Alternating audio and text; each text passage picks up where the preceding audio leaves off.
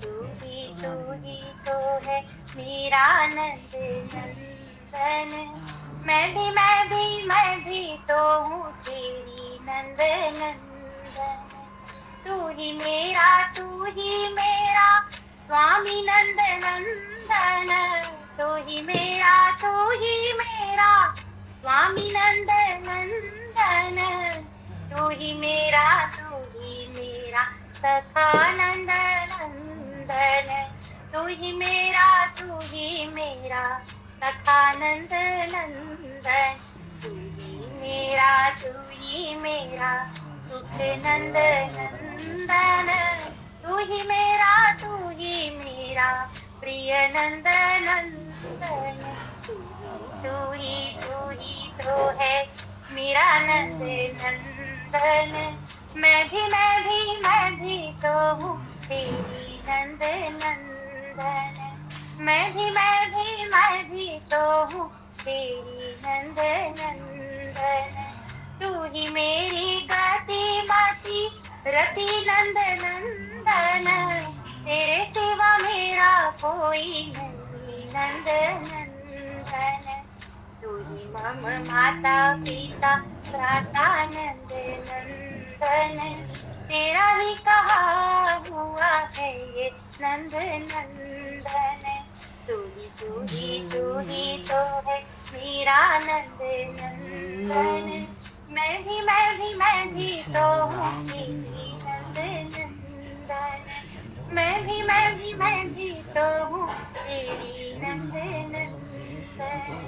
मैं भी तो हूँ तेरी नंद नंदन। बोलिए कृष्ण भगवान की जय। राम की जय, सब संतन की जय, सब भक्तन की जय, समस्त वैष्णव की जय, समस्त पूर्वाचार्य जन की जय, समस्त संप्रदाचार्य की जय, श्री सद्गुरुदेव भगवान की जय। हरि शरणम। जय श्री सीताराम, जय श्री पार्वती पदयाल। अनंत कोटि ब्रह्मांड नायक सर्वेश्वर पूर्ण परात्पर ब्रह्म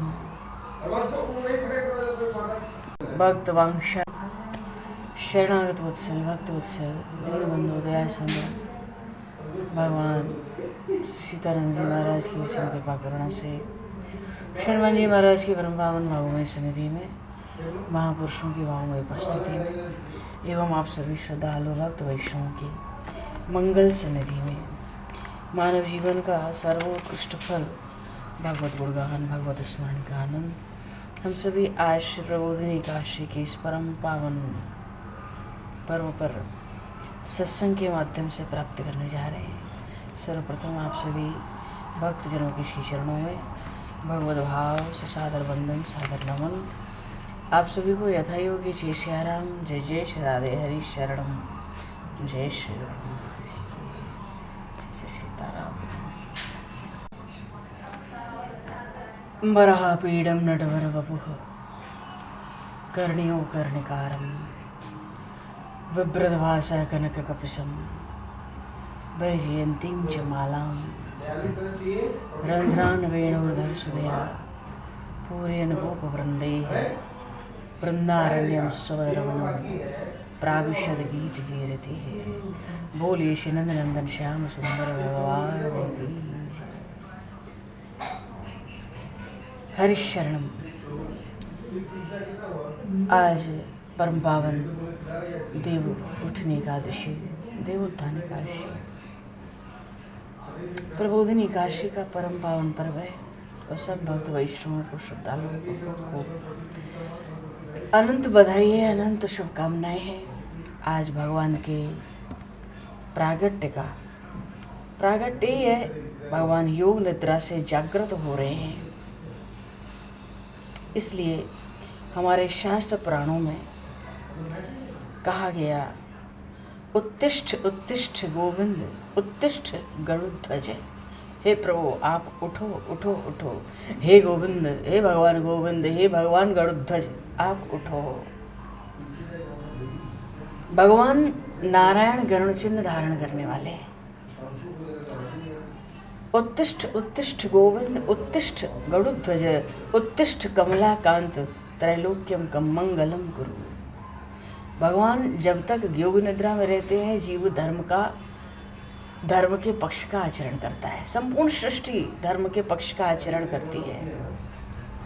इसलिए भगवान जब उठते हैं योग निद्रा से तो संपूर्ण सृष्टि का मंगल करते हैं। अनंत ब्रह्मांडों का भगवान मंगल करते हैं। भगवान कमलाकांत हैं, लक्ष्मीपति श्रीपति भगवान। और हे प्रभु आप उठो, हे गोविंद आप उठो, हे गरुड़ चिन्ह को धारण करने वाले प्रभु जी आप उठो और समस्त विश्व सृष्टि का तीनों लोगों का आप मंगल करो। बोलिए श्रीमन नारायण भगवान की जय। और साथ ही आज श्री तुलसी शालिग्राम विवाह भी है। देवी त्वम नर्मता पूर्व मर्चितासी मुनीश्वरी नमो नमस्ते तुलसी पापम हरि प्रिय। हे देवी हे तुलसी मैया, आपको पूर्व काल में मुनीश्वरों ने रचा और पूजा। आप हरिप्रिया भगवान नारायण की अतिशय प्रिया हैं। हे तुलसी देवी आपको बारंबार नमस्कार है। आप हमारे समस्त पापों को हर लें। तो श्री तुलसी महारानी तुलसी मैया और शालिग्राम भगवान के विवाह के सबको खूब मंगल बधाई और शुभकामनाएं। आज देवोत्थान देव उठनी एकादशी और आज श्रीमद् भागवत महापुराण की जो कथा है उसका श्रीमद् भागवत महापुराण की तो आज बहुत भारी महिमा है। श्रीमद् भागवत कथन श्रवण करने की ब्रह्मा जी महाराज ने देवऋषि नारद से कहा कि गंगा जी तभी तक पापनाशिनी है जब तक प्रबोधिनी एकादशी नहीं आती। मानो इन प्रबोधिनी एकादशी की स्थिति का इतनी महान महिमा है, अपार अगाध महिमा है कि सारे तीर्थ अपनी महिमा का गान तभी तक करते हैं जब तक कार्तिक शुक्ल पक्ष प्रबोधिनी एकादशी की तिथि नहीं आ जाती। मानो इससे ज़्यादा पुण्य लाभ करना और अक्षय फल प्राप्त करना एक अक्षय तिथि है। जितने तीर्थ जितने देवालय हैं वो तभी तक अपने पुण्य स्थल तीर्थ स्थान कहे जाते हैं जब तक प्रबोधिनी का व्रत नहीं किया जाता। प्रबोधिनी एकादशी के व्रत से 1000 अश्वमेघ और 1000 राजसूय यज्ञ करने का पुण्य फल प्राप्त होता है। जब नारद जी ने ऐसी भारी महिमा सुनी तो उन्होंने कहा ब्रह्मा जी से कि हे देव, एकादशी में एक बार भोजन करने या न करने का क्या फल होता है। ब्रह्मा जी ने कहा शाम को भोजन करने वाले के 1 जन्म के और रात को भोजन करने वाले के 2 जन्म के और पूर्ण व्रत करने वाले के 7 जन्मों के पाप नष्ट हो जाते हैं। कोई महान दुर्लभ वस्तु हो, भगवत दर्शन हो, भगवत प्रेम की प्राप्ति हो, इससे महान दुर्लभ कुछ नहीं हो सकता। ऐसी वस्तु भी प्रबोधिनी एकादशी के व्रत के पुण्य के प्रभाव से मनुष्य निसंदेह प्राप्त कर लेता है। ब्रह्मा जी कहते हैं नारद, विधि से और श्रद्धा के साथ भक्ति से के साथ किया हुआ थोड़ा सा पुण्य भी महान होता है। तो प्रबोधिनी एकादशी व्रत के संकल्प मात्र से ही 100 जन्मों के पाप जीव के नष्ट हो जाते हैं। और रात्रि में जागरण करने से आने वाले 10,000 जन्मों के पाप नष्ट हो जाते हैं। और 10,000 जन्म पूर्व जो पितर थे वो विष्णु लोक को प्राप्त हो जाते हैं। यज्ञ तप आदि से भी जो दुर्लभ और अक्षय फल है इस एकादशी का व्रत करने से प्राप्त होता है। तरह तरह के तीर्थों में जगह जगह जाने से और भांति भांति से देवताओं का दर्शन अर्चन, गौदान, भूदान, अन्नदान, कन्यादान, मानो अन्यान्य दानों से भी करने से जो फल प्राप्त होता है वो एकमात्र प्रबोधिनी के व्रत से मिल जाता है। इसलिए समस्त कर्मों को त्याग कर यत्नपूर्वक कार्तिक मास की प्रबोधिनी एकादशी का व्रत करना चाहिए। इस व्रत को करने वाले ज्ञानी तपस्वी जितेंद्रिय होते हैं। ये एकादशी भगवान को अतिशय प्रिय है। इसलिए इस व्रत को करने वाला आवागमन के चक्कर से मुक्त हो जाता है। उसके मानसिक, वाचिक और कायिक मनसा वाचा कर्मणा जो पाप है वो सब नष्ट हो जाते हैं। और एकादशी में भगवान नाम पर किया हुआ दान पुण्य शुभ कर्म अटल और अक्षय होता है। जो इस व्रत को करते हैं उस पर भगवत कृपा होती है। जीवन के सब पापों को यह हरबोधनी नष्ट कर देती है। इसके व्रत का पुण्य फल महान और अक्षय है, क्योंकि अक्षय तिथि है। समस्त कर्मों का आज अक्षय फल होता है। तो जो लोग प्रबोधनी का व्रत करके भगवान विष्णु की कथा को सुनते हैं उनके समस्त पाप नष्ट हो जाते हैं। कार्तिक की प्रबोधनी काशी का व्रत करके भगवत कथा सुनकर अगले दिन ब्राह्मण को दक्षिणा दान देकर सप्तद्वीप सप्त वसुंधरा दान देने से भी 1000 गुना अधिक फल होता है। तो इसके व्रत के पारण करके ब्राह्मणों को दान दक्षिणा अवश्य करनी चाहिए, अवश्य करनी चाहिए। ना कर सके ब्राह्मण को सीधे तो उनके निमित्त निकालना चाहिए। ब्रह्मा जी कहते हैं, हे नारद, एकादशी को निद्रा का त्याग करके ब्रह्म मुहूर्त में नित्य कर्म से निवृत्त होकर स्नान करके भगवान का स्मरण करना चाहिए। मैं आज एकादशी का व्रत रखकर भूखा रहूँगा। आज मेरी और मेरे संकल्प की प्रभु आप रक्षा करना, आप मुझे शरण दें। इस प्रकार संकल्प का व्रत रखकर भगवान नारायण की समुचित पूजा करनी चाहिए, भगवान राम कृष्ण की, और भजन कीर्तन और रात को जागरण। भगवान के समीप ही कथा कीर्तन भजन सब और भगवान से जागरण। एकादशी आवे तो भैया धन की कंजूसी नहीं करनी चाहिए। सुंदर फल, सुंदर मिष्ठान, सुंदर पुष्प भगवान को अर्पित करना चाहिए। शंख के द्वारा भगवान को आज अर्घ दिया जाता है। अगस्त के पुष्प, बिल्व पत्र से भगवान का पूजन जो करे अनायासी मुक्ति का लाभ प्राप्त करता है। आज व्रत करके भगवान का पूजन तुलसी दल के द्वारा करना चाहिए। इससे हजारों जन्मों के पाप नष्ट हो जाते हैं। कार्तिक मास में तुलसी का पौधा लगाने, उसको सींचने, सेवा करने और दर्शन करने मात्र से जन्म जन्मांतर के पाप नष्ट हो जाते हैं। जिनके घर में तुलसी का वृक्ष उगता है, पलता है, फलता है, फूलता है, उसके कुल में जो उत्पन्न हो जा गए, जो हैं और जो आगे होंगे, सब विष्णुलोक के स्वामी, विष्णुलोक के वासी हो जाते हैं। कदम के पुष्पों के द्वारा भगवान का पूजन करने वाला यम यातना को नहीं देखता।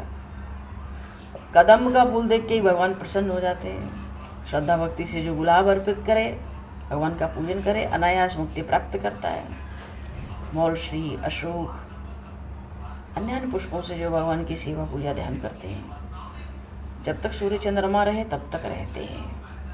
कोई श्वेत और लाल कनेर के फूल से पूजा करे, भगवान अत्यंत प्रसन्न होते हैं। और जो तुलसी दल के द्वारा भगवान की पूजा करते हैं, भगवान हजारों गुना अधिक प्रसन्न होते हैं। तो सभी खूब प्रयत्न करके तुलसी दल, तुलसी मंजरी से आज भगवान का पूजन करना चाहिए।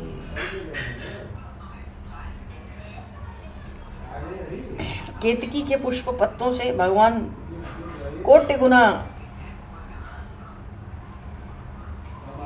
मानो कोटान कोट जन्मों के पापों को नष्ट कर देते हैं। कमल के फूल की भी बड़ी महिमा है आज भगवान को अर्पित करने की।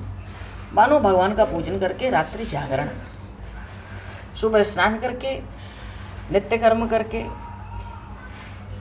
व्रत की पूर्ति के लिए ब्राह्मणों को दान दक्षिणा भोजन, उनको दान संतुष्ट करना चाहिए सब करके, और त्रुटि के लिए क्षमा मांगनी चाहिए। जागरण की रात में जो कथा सुनते हैं, कीर्तन करते हैं, उनको भी दान पुण्य किया जाता है, ऐसा विधान है। कहने का मतलब प्रबोधिनी एकादशी की बहुत महिमा है। और सार बात यह है, और चातुर्मास में जो वस्तु त्यागी जाती हैं, तो नई वस्तुओं को पुनर्ग्रहण करने से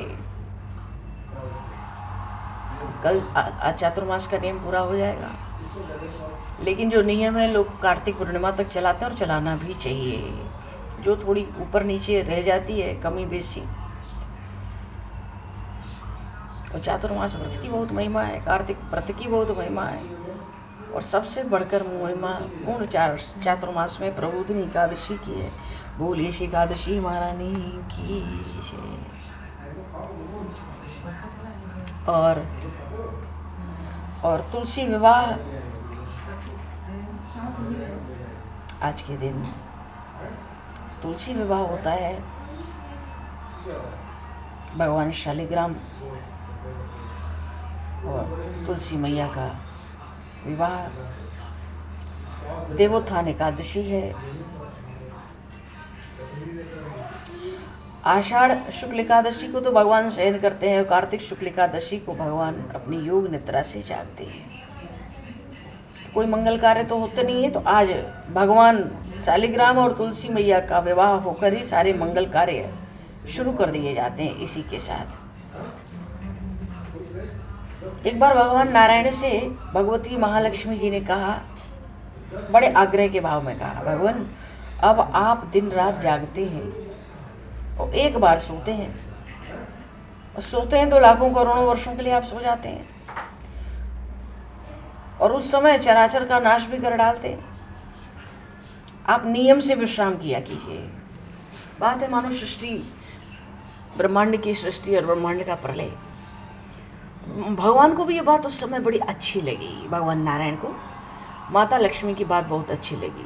उन्होंने कहा, ठीक है, मेरे जागने से सभी देवों को, खासकर तुम्हें कष्ट होता है और तुम्हें मेरी सेवा से भक्त नहीं मिलता। आज से मैं हर वर्ष 4 मास वर्षा ऋतु में, शरद ऋतु में कुछ मिलाकर शयन करूंगा।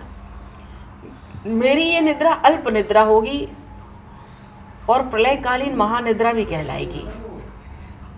पर ये मेरी जो अल्प निद्रा होगी, ये मेरे भक्तों के लिए परम मंगलमयी होगी, कल्याणकारी होगी। इस 4 मास के दौरान जो भी भक्त मेरे शयन की भावना करके मेरी सेवा करेंगे, उनके घर में तुम्हारे साथ निवास करूंगा। जो कार्तिक मास आता है, शुक्ल पक्ष एकादशी, तुलसी पूजन का उत्सव, ऐसे तो संपूर्ण भारतवर्ष में ही होता है। जो भगवान तुलसी, भगवान शालिग्राम, तुलसी मैया और भगवान शालिग्राम का विवाह कराते हैं, उनके पिछले कई जन्मों के सब पाप नष्ट हो जाते हैं। तो कई खूब जो आनंद मनाते हैं भगवान, वो तो फिर विधि विधान से गाजे बाजे के साथ सुंदर मंडप बना के मगन भई तुलसी राम गुण गा के सब कोई चली डोली पाल के रथ चुड़ाए के, साधु चले पाए पैया चीटी सो बचाए के, मगन भई तुलसी राम गुण गाय के। कहने का भाव है, इतना सुंदर ये उत्सव है तुलसी मैया और भगवान शालिग्राम का जो विवाह है। तो नवमी, दशमी, एकादशी, इन तीनों तिथियों का बहुत महत्व है। तीनों तिथियों पर विशेष पूजन होके फिर एकादशी पे विवाह उत्सव भक्तजन मनाते हैं। बोलिए श्री तुलसी मैया की, श्री एकादशी महारानी की जय। और भगवान आज श्रीमद् भागवत महापुराण को कहने, सुनने, कीर्तन करने की बहुत भारी महिमा है। सब लोग मन में बोलेंगे, गोविंद गोविंद हरे मुरारे, गोविंद गोविंद मुकुंद कृष्ण, गोविंद गोविंद रथांग पाणी, गोविंद दामोदर माधवेति, गोविंद गोविंद हरे मुरारे, गोविंद गोविंद मुकुंद कृष्ण, गोविंद गोविंद रथांग पाणी, गोविंद दामोदर माधवेति, गोविंद गोविंद हरे मुरारे, गोविंद गोविंद मुकुंद कृष्ण, गोविंद गोविंद रथांग पाणी, गोविंद दामोदर माधवेति, गोविंद गोविंद हरे मुरारे, गोविंद गोविंद मुकुंद कृष्ण, गोविंद गोविंद रथांग पाणी, गोविंद दामोदर माधवेति। बोलिए श्रीमद् भागवत महापुराण की। अच्छा, अगस्त संहिता में एक बड़ी सुंदर बात आई, आज विशेष ध्यान रखने की बात है कि जो कोई मनुष्य मंत्र का उच्चारण करके भगवान के मस्तक पर तुलसी दल मंजरी के साथ अर्पित करता है, अथवा तो तुलसी दल ही अर्पित करता है, जितने अनुपम कार्य हैं और जितने अकथनीय और गोपनीय पाप राशि है जीव के पास, वो सब विध्वंस हो जाता है। अनुपम कार्य का भी फल मिलता है और सब पाप राशियों का विध्वंस हो जाता है। जो तुलसी की मंजरी भगवान के शिरो भाग पर प्रदान करता है उसको करोड़ों स्वर्ण राशि दान करने से भी अधिक फल होता है। पद्म पुराण में कहते हैं, जो मनुष्य तुलसी मंजरी के द्वारा भगवान जनार्दन की पूजा करता है पुनः माता के गर्भ में नहीं जाना पड़ता। हरिभक्ति सुदोदय में यमराज ब्राह्मणों से कहते हैं, कोई मनुष्य धार्मिक अधार्मिक क्यों न हो, यदि उसने केशव की पूजा तुलसी दल के द्वारा कर ली तो उसको मेरा स्पर्श नहीं होगा। अरे वो तो विष्णु दूतों के द्वारा ले जाने योग्य हो जाता है। कामिका एकादशी के महात्म्य में आया, तुलसी मंजिराभिस्त पूजतो येन केशवः आजन्म कृत पापस्य तेन समार्जिता लिपि। नहीं तो तुलसी दल हाथ में ले लें, अंगूठा और अनामिका उंगली में पीछे का हिस्सा तुलसी जी का लेके भगवान के मस्तक पर तुलसी दल अर्पित किया जाए तो उसकी बड़ी भारी महिमा है। तो मंत्र उच्चारण के साथ कैसे करेंगे? भगवान के मस्तक पर तुलसी दल रख के ओम नमस्ते वरूपाय विष्णवे परमात्मने इदम सजंदन तुलसी पत्र ओम नारायणाय नमः। जितने चढ़ाने चाहे उतने चढ़ा सकते हैं महाराज। ओम नमस्ते वरूपाय विष्णवे परमात्मने इदम सचंदन तुलसी पत्र ओम नारायणाय नमः। बोलिए श्री तुलसी मैया की जय। और कार्तिक मास देखो जी, कार्तिक मास में ऐसे ही बड़ी भारी महिमा है तुलसी मैया की, इतनी भारी महिमा है।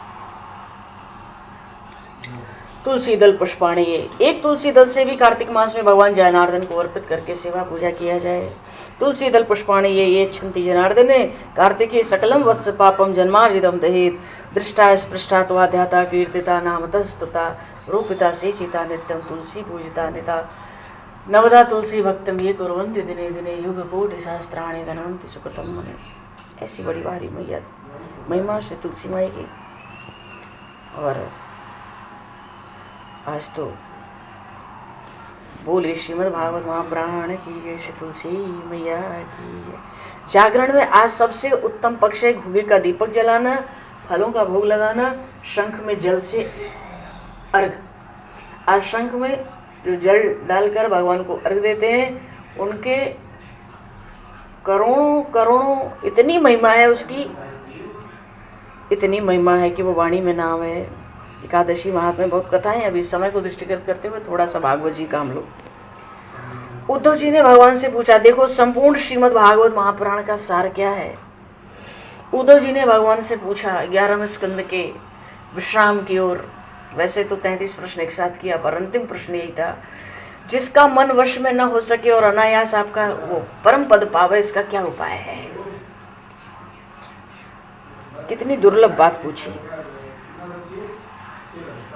उद्धव जी पूछते हैं, सुदुश्चरामि मां मन्ये योगचर्या मनात्मनः यथांच सापमान सिद्धे तन्मे ब्रुवंच साच्युत।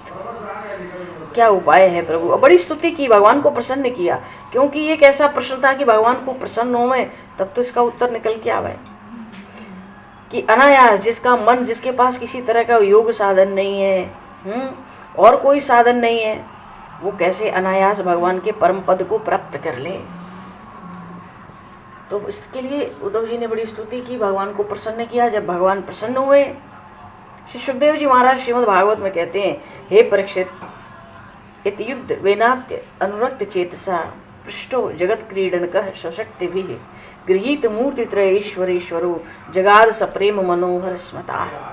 जो ज्ञानियों में शिरोमणि हैं, ब्रह्मचारियों के मुकुटमणि हैं, जो योगियों में अप्राप्य हैं, योगियों के अग्रगण्य, जो स्वानंद के स्वरूप है, ज्ञान के समुद्र है और प्राणी मात्र पर दया के तो क्षीर सिंधु हैं, ऐसे सुखदेव जी महाराज परीक्षित जी को कहते हैं। भगवान श्री कृष्ण बड़े प्रसन्न हुए इस प्रश्न को सुन के कि जिसका मन भी वश न हो, इंद्रियां वश में न हो, वो अनायास परम पद को फिर भी कैसे प्राप्त कर ले।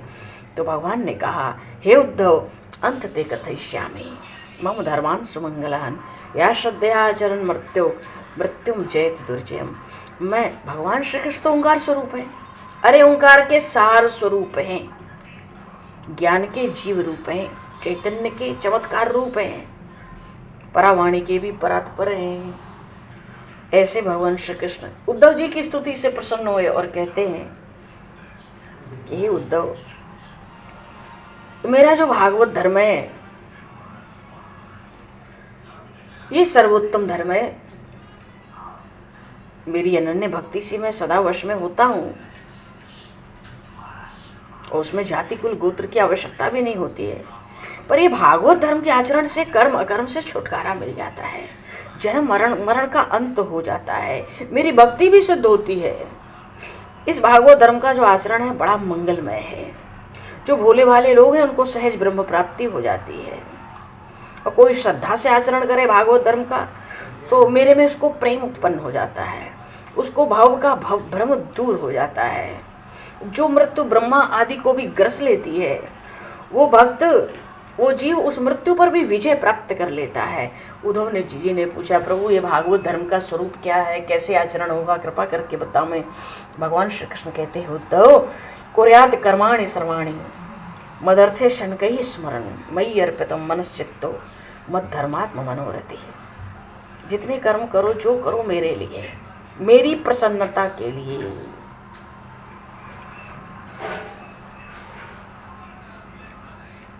मेरी प्रसन्नता के लिए तो मन को निजात्मा में प्रेम होगा, बुद्धि निश्चय पूर्वक मुझ में लग जाएगी धीरे धीरे और देह का अभिमान छूट जाएगा।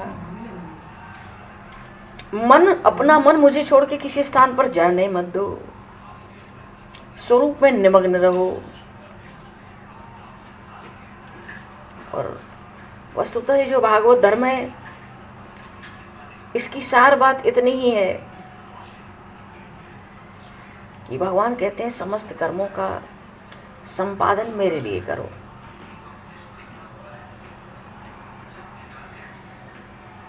समस्त कर्मों का संपादन मेरे लिए करो। जो भी है, मामेव सर्वभूतेषु बहिरंतर पावृतम ईक्षेतात्मानि चात्मानम यथाखम मलाश्रय। श्रद्धा और भाव से मेरी भक्ति करोगे तो मेरी चित्त शुद्ध होगा। मानो भागवत धर्म का भाव है कण कण में भगवत दर्शन करके सबके साथ भगवत व्यवहार करना, देह दृष्टि नहीं रखना, अच्छे बुरे का ध्यान नहीं रखना, निंदा स्तुति राग द्वेष से ऊपर उठ जाना, सब में भगवत दर्शन करके आचरण करना, इसको भागवत धर्म कहते हैं। सब में भगवत भाव रखकर उसके साथ आचरण करना जीव मात्र के संग, इसको भागवत धर्म कहते हैं।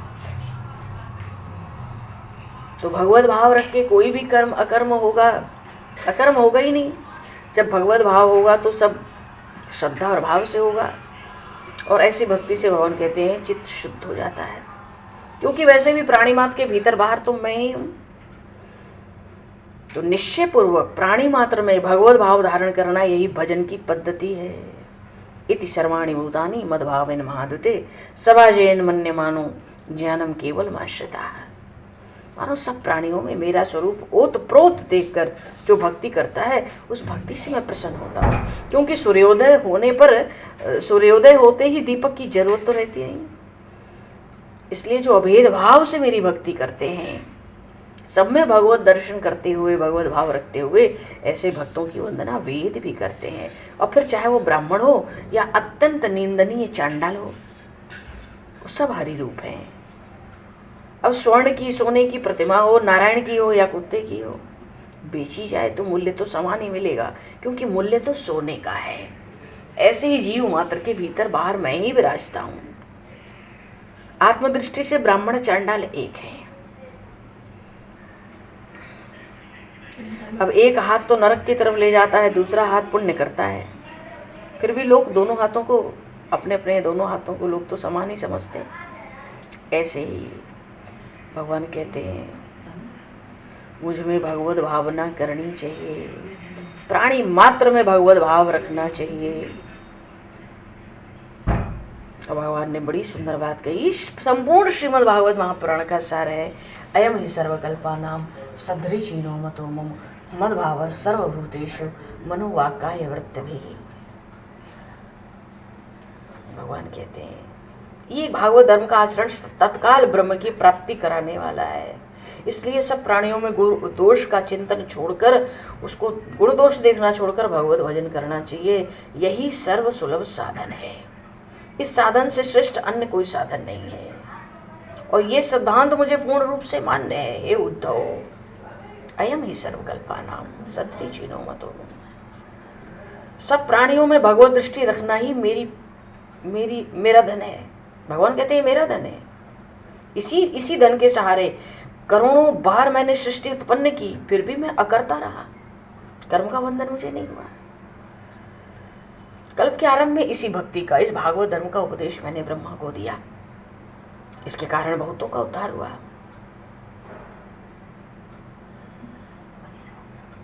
सब प्राणियों में विषमता देखते हुए भी सब में भगवत भाव रखना, ये मेरा मानसिक भजन है। और कितना भी दुष्ट दुरात्मा चांडाल हो, किसी को कठोर वचन न कहना, प्राण जाने पर भी किसी के दोष न बताना, ये वाणी का भजन है। और अपकार जो करे उसका भी उपकार करना, ये शरीर से मेरा भजन है। तो मनसा वाचा कर्मणा, हर तरह से भगवत भाव रखकर व्यवहार करना, भगवान कहते हैं ये एक अत्यंत शुद्ध भजन है।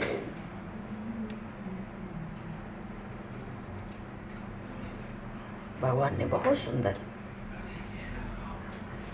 उपदेश दिया उद्धव जी को। यो मयि परेक धर्म कल्पते निष्फलाय चेत् तदा यासो नर्थ स्यात् भयादेरीव सत्तम। एषां बुद्धिमतां बुद्धिर्मनीषा च मनीषिणां यत् सत्यमनिर्तेने मर्ते नाप्नोति मामृत। वेद शास्त्र में जो चतुर लोग हैं, हे उद्धव, या योगाभ्यास करने वाले हैं, जो कर्म में निष्ठा रखने वाले हैं, जो बुद्धिमान कहलाते हैं, जो विषय में या सिद्धि के लोभ में पड़कर ज्ञान और साधन के अभिमान से ठगे हुए हैं, पर ये भागवत धर्म ऐसा है कि समस्त प्राणियों में कोई मेरा ही भजन करे, भगवत भाव रखे, तो उसकी बुद्धि तो मैं ही हूँ।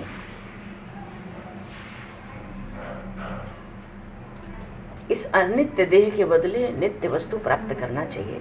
बुद्धिमानों की बुद्धिमानी और चतुरों की चतुराई इसी बात में है कि समय रहते, शरीर रहते, उस परम तत्व को, परम परमात्मा को प्राप्त कर लिया जाए भागवत धर्म का आश्रय लेकर। देह तो नाशवान है, अनित्य है, क्षणभंगुर है, क्षणिक है, पर इससे नित्य वस्तु को प्राप्त करना चाहिए। यही सबसे बड़ी बुद्धिमानी है, यही सबसे बड़ा ज्ञान है। बुद्धिमान की उत्तम बुद्धि यही है, और ज्ञानी का ज्ञान यही है कि इस अनित्य विनाशी क्षणभंगुर देह से नित्य वस्तु को प्राप्त कर लिया जाए। भगवान ने कहा, इतने मत मंतांतर को छोड़ के मैंने बड़े संक्षेप में अपना निश्चय और तुमको यथार्थ ज्ञान सुना दिया है, और उसका स्पष्ट रूप तुमको समझा दिया है। और ये जो आत्मज्ञान का सार है, ये बहुत दुर्गम है, परमार्थ का गुप्त भंडार है, पर सुख का सागर है। मैंने अपने अंतःकरण के मर्म की बात तुमको सरल रीति से बता दी। तो इस भागवत धर्म का, इस प्रसंग का जो श्रवण करता है, मनन करता है, वो तो ब्रह्म से संपन्न होकर पूर्ण स्वानंद भोगता है। भगवान कहते हैं, उद्धव, इस संपूर्ण एकादश स्कंद का निर्वहन करके मैंने जो गोपनीय ज्ञान तुमसे कहा, उसका श्रवण, उसका पठन, उसका मनन करने वाले धन्य हैं। मानो भागवत धर्म का श्रवण, पठन और मनन। भगवान कहते हैं, उद्धव, मैंने संतुष्ट होकर तुमको परमामृत पान कराया, इससे संसार का उद्धार होगा। वैसे तो संपूर्ण 11वें स्कंद की बड़ी महिमा है भागवत में। श्रद्धा से कोई श्रवण करे, मनन करे, तो श्रोता वक्ता दोनों को सनातन पर ब्रह्म रूप होकर रहते हैं। बोलिए श्रीमद् भागवत महापुराण की। भगवान ने ये भी कहा कि साधक का मन जहाँ जहाँ जाए, वहाँ वहाँ परिपूर्ण ब्रह्म का अनुभव हो जाए। चैतन्य तत्व का अखंड अनुसंधान। और मेरे भक्तों को जो इस ज्ञान का दान करता है, मैं उसका ऋणी हो जाता हूँ। उसके ऋण से मुक्त होने के लिए मेरे पास कुछ न होने के कारण मेरा स्वरूप ही, उसको मैं अर्पण करके रात दिन उसके पास संतुष्ट होकर रहता हूँ। जो मेरे भक्तों को ब्रह्म ज्ञान प्रदान करता है, वो मुझे अतिशय प्रिय है। वो जो कर्म करता है, वो मैं ही करता हूँ। मेरी तरह वो भी अवतारी है। जो इस ब्रह्म ज्ञान का दान करता है, उसको मैं इस प्रकार अपनी आत्मा का अर्पण कर देता हूँ। बोलिए श्रीमद् भागवत महापुराण की, श्री तुलसी मैया की। प्रबोधिनी एकादशी महामहोत्सव की है। भगवान आज जागरण भी है, समय को दृष्टिगत करते हुए वाणी को विराम दिया गया और बोले श्री नंदन श्याम सुंदर भगवान की जय, श्याम रामचंद्र भगवान की जय, श्री चैतन्य महाप्रभु की जय, श्री ऋषि भगवान की जय, श्री बांके बैरलाल की जय, श्री वृंदावन धाम की जय, श्री अयोध्या धाम की जय, श्री काशी की पूरी की जय, सब संतन की जय, सब भक्तन की जय, सदगुरुदेव भगवान की जय। समय को दृष्टिगत करते हुए वाणी को यहीं विराम, वाक्य पुष्पांजलि प्रभु के श्री चरणों में सादर समर्पित। और आप सभी को भी यथा योग्य जय श्री राम, जय जय श्री राधे, हरि शरणम, जय जय श्री राधे। अब जागरण में जो जो प्रभु सुंदर अवसर प्रदान करेंगे, जय भगवान जय।